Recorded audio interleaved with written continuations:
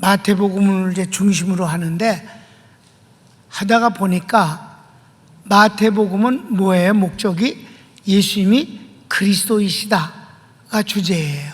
그러니까 마태복음은요, 내용이 재미적인 면에서는 좀 떨어져요. 왜? 신학이거든.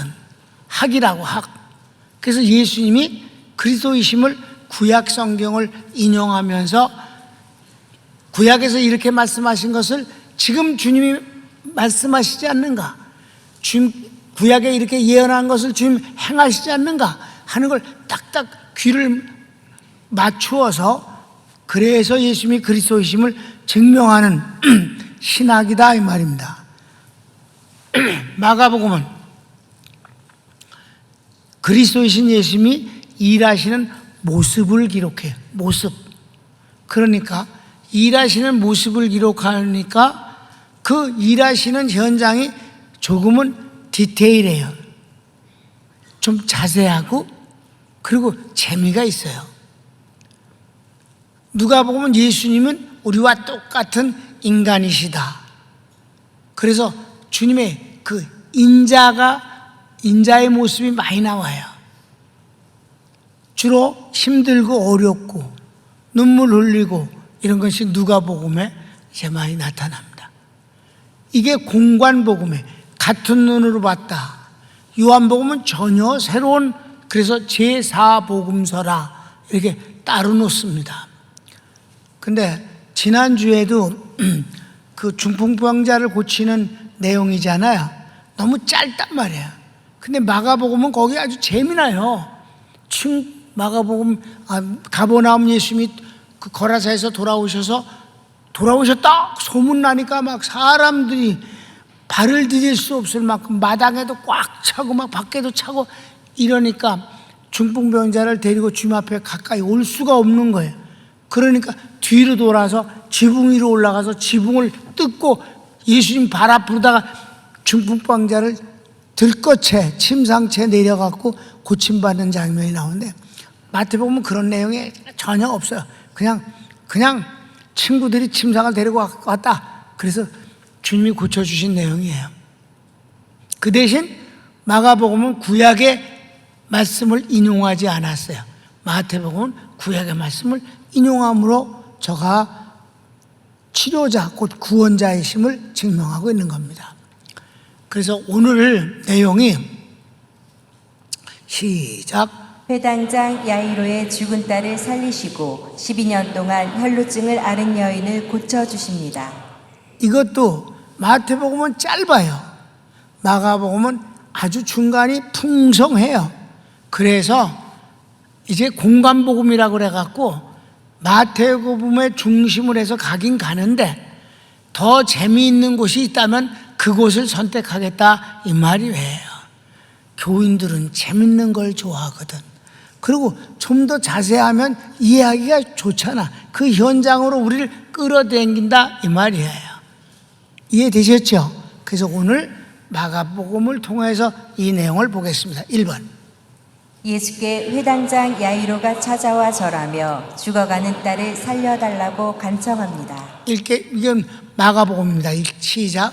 회당장 중에 연하인 야이로라 하는 이가 와서 예수를 보고 발 아래 엎드리어 간곡히 구하여 이르되 내 어린 딸이 죽게 되었사오니 오셔서 그 위에 손을 얹으사 그로 구원을 받아 살게 하소서 하거늘.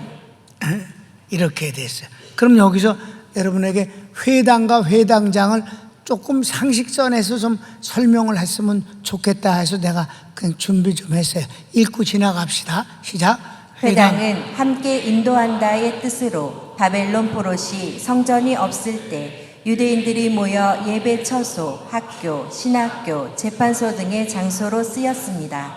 회당에는 10명의 관리자가 있으며 그중 회당장이 있고 성경을 읽는 사람, 재판을 진행하는 자들, 신학교 교수들, 통역자, 의역관을 분담합니다.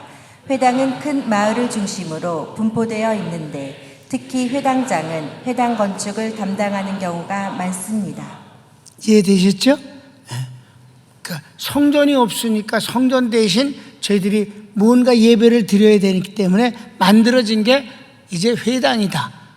돌아와서도 성전을 갈 수 없을 때, 성전에는 절기 때 주로 가니까 갈 수 없을 때 동네에 세워진 그 회당에서 간략한 그런 예배를 드렸다 이 말입니다. 자, 2번. 예수께서 회당장의 믿음을 보시고 함께 그의 집으로 가십니다. 주님이 신방을 거의 안 하시는데 딱 2번만 하는데 신방을 한 번만 성공하셨어요. 이 회당장 집이에요. 한 번은 가시려고 그랬는데 백부장이 오실 거 없습니다. 이 날씨 더운데 먼 거리를 뭐하러 오십니까? 저는 군인입니다. 제 부하에게 명령하면 그들이 그대로 준행합니다.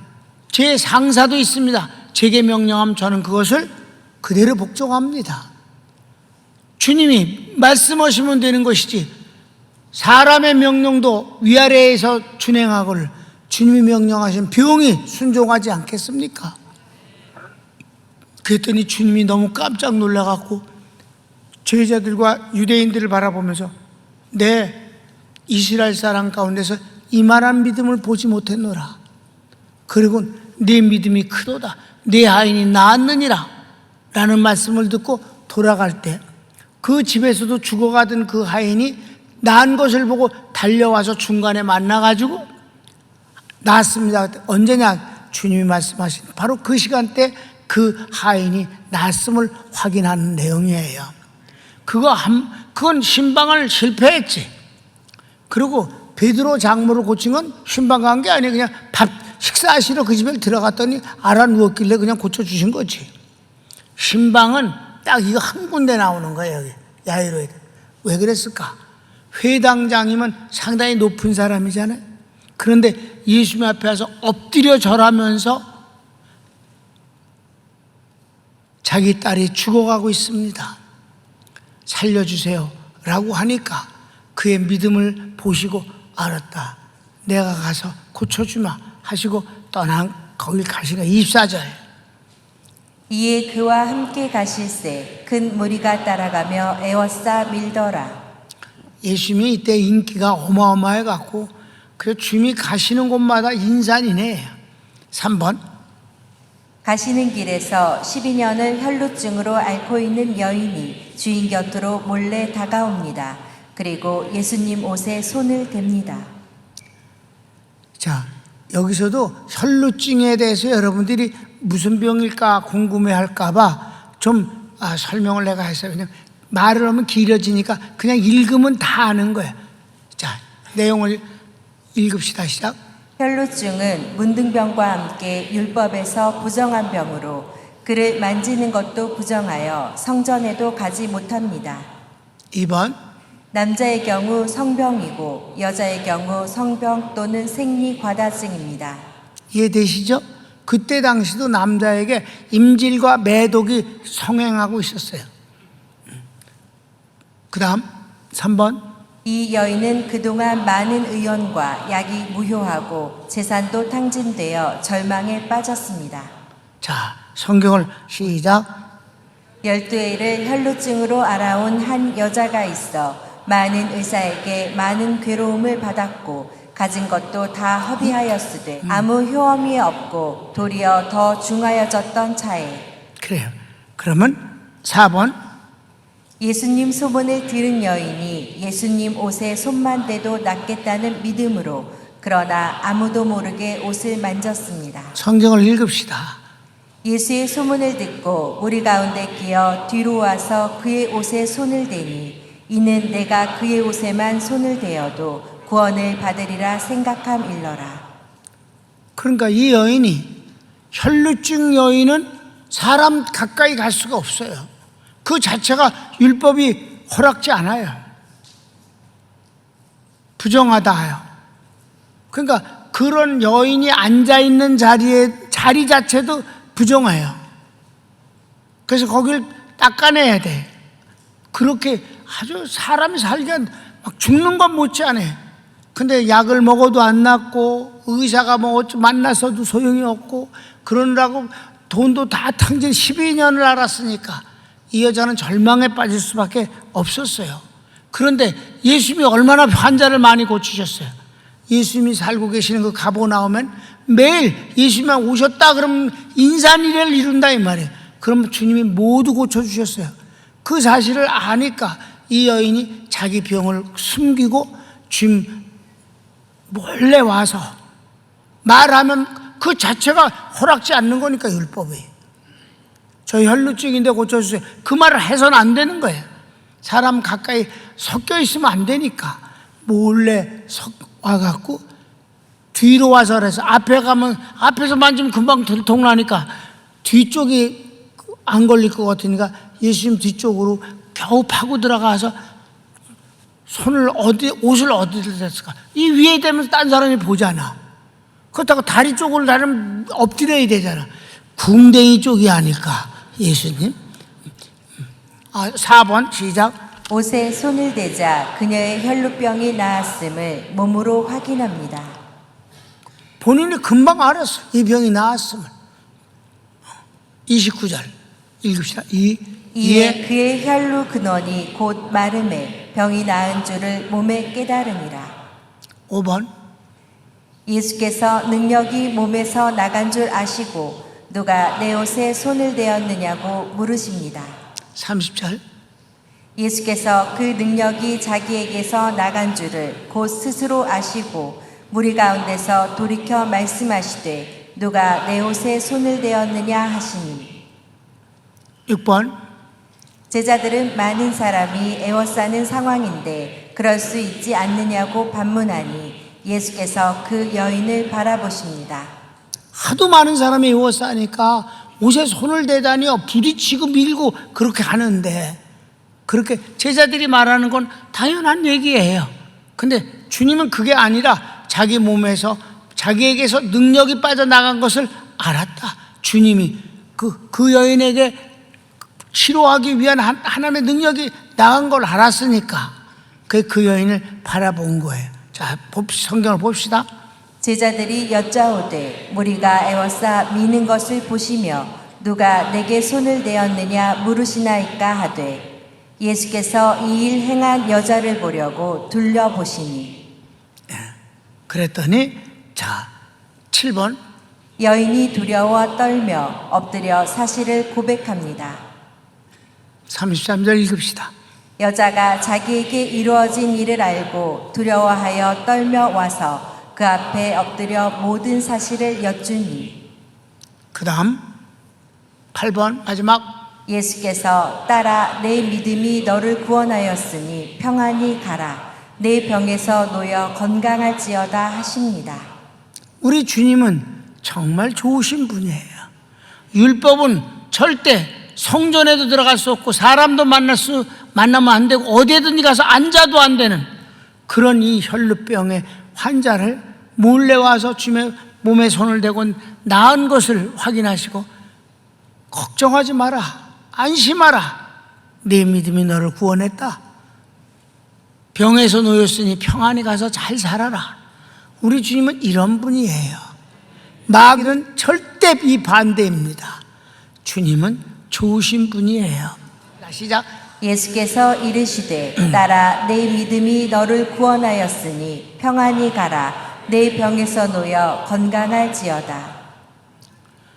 내가 이 부분을 옛날부터 읽으면 여길 때마다 마음에 다짐하는 것은 주님은 끌어안으시고 위로해 주시고 고쳐주시고 축복하시길 원하는데 목사님이 가운데서 설교한답시고 율법적 설교를 해서 정죄하고 겁주고 이래서야 되겠는가? 절대 그래서는 안 된다. 주님은 끌어안으시고 고쳐주시는데 주의 종이 악한 짓을 해서는 안 되지. 이거를 아주 많이 다짐을 해요. 그래서 성도들은 하나님이 사랑하는 것만큼 사랑할 수는 없어도 하나님의 사랑하시는 걸 방해하는 종이 돼선 안 된다. 자, 여기까지 혈루증 여인이 나았으니 그는 얼마나 좋겠어요. 그죠? 네. 그런데 9번. 이때 회당장의 집에서 사람들이 급히 와서 회당장에게 당신 딸이 죽었다. 예수님을 더 괴롭게 말라 합니다. 죽었어. 죽었기 때문에 사람들이 온 거예요. 오실 필요 없다고. 35절. 아직 예수께서 말씀하실 때에 회당장의 집에서 사람들이 와서 회당장에게 이르되 당신의 딸이 죽었나이다. 어찌하여 선생을 더 괴롭게 하나이까? 그랬더니 예수께서 회당장에게 두려워 말고 믿기만 하라 하시고 베드로, 야고보, 요한만을 데리시고 회당장 집에 도착하여 울지 말라, 아이가 죽은 것이 아니라 잔다 하시니 사람들이 비웃습니다. 아니, 애가 이미 죽어서 몸이 차디차고 숨도 안 쉬고 다 모두 심장도 끊어졌는데 주님이 믿기만 하라, 울지 마라, 회당장에게 절대 실망하지 마라, 믿기만 하라. 그리고 가서는 우는 가족들한테 울지 말라, 저가 죽은 게 아니라 잔다. 그러니까 미쳤는 개비야. 이제 그렇게 되는 거지. 당연히 그런 거지. 성경을 읽을까? 예수께서 그 하는 말을 곁에서 들으시고 회당장에게 이르시되 두려워하지 말고 믿기만 하라 하시고 베드로와 야고보와 야고보의 형제 요한 외에 아무도 따라옴을 허락하지 아니하시고 회당장의 집에 함께 가사 떠드는 것과 사람들이 울며 심히 통곡함을 보시고 들어가서 그들에게 이르시되 너희가 어찌하여 떠들며 우느냐? 이 아이가 죽은 것이 아니라 잔다 하시니 그들이 비웃더라.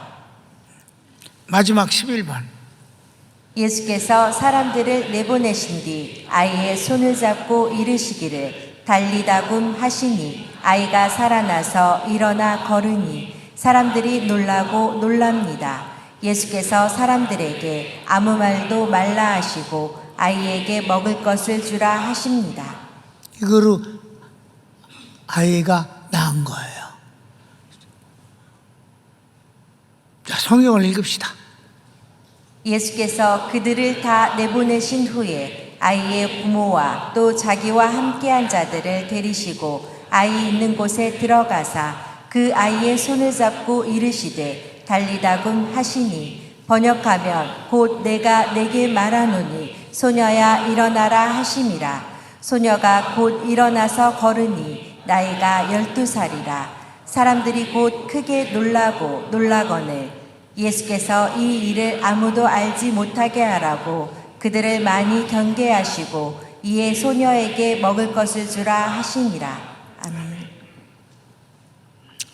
예수님이 죽은 자를 이 땅에서 세 사람을 곧 살려주십니다.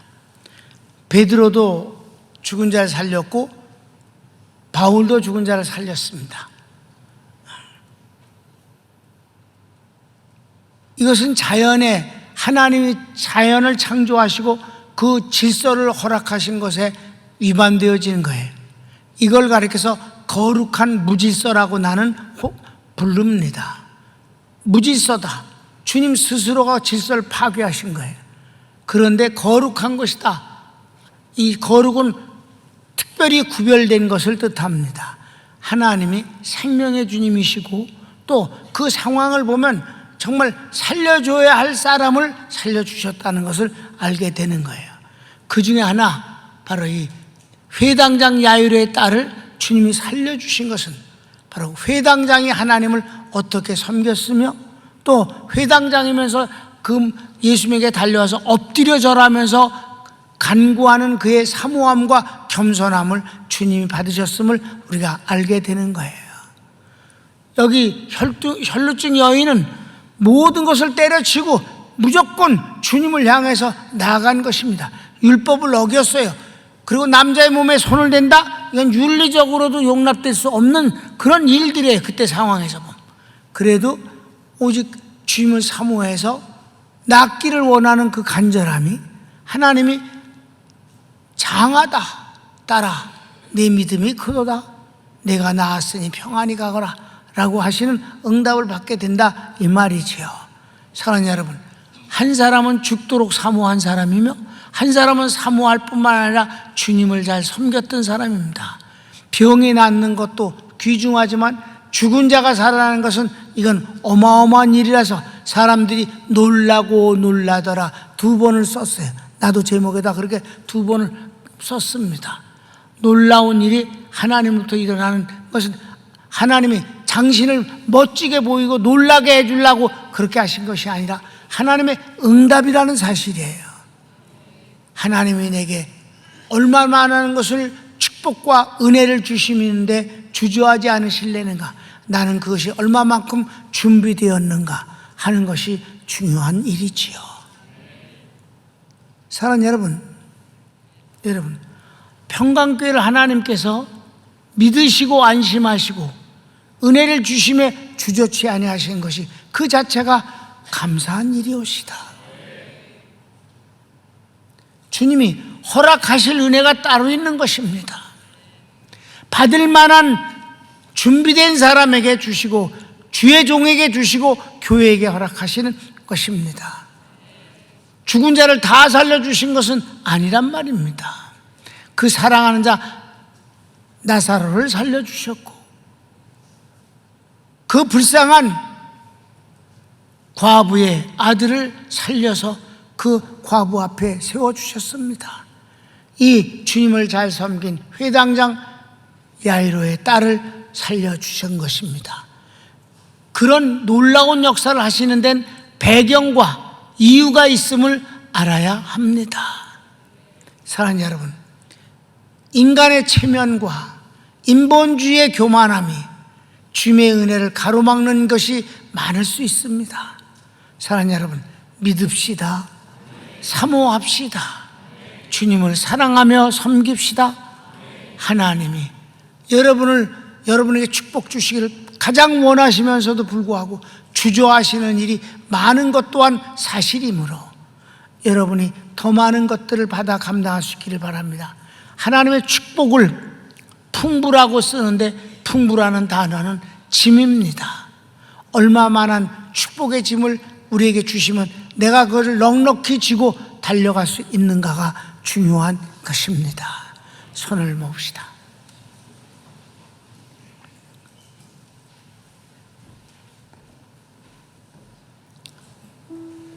사랑하는 여러분, 내가 강하면 주님은 약해지십니다. 내가 약하면 그분은 강해지십니다. 내가 할 수 없으니 주님이 하시옵소서라고 그 모든 것을 넘겨드리면 그분이 운전대를 잡습니다. 다 같이 주여 한번 부르기도 합시다. 주여, 오 사랑하는 주님 감사합니다.